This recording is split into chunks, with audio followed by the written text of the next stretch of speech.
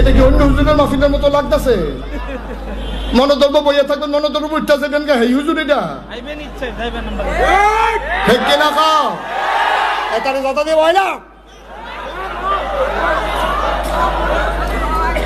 তামাশা করে, মনে করছে অন্য হুজুরের মতো।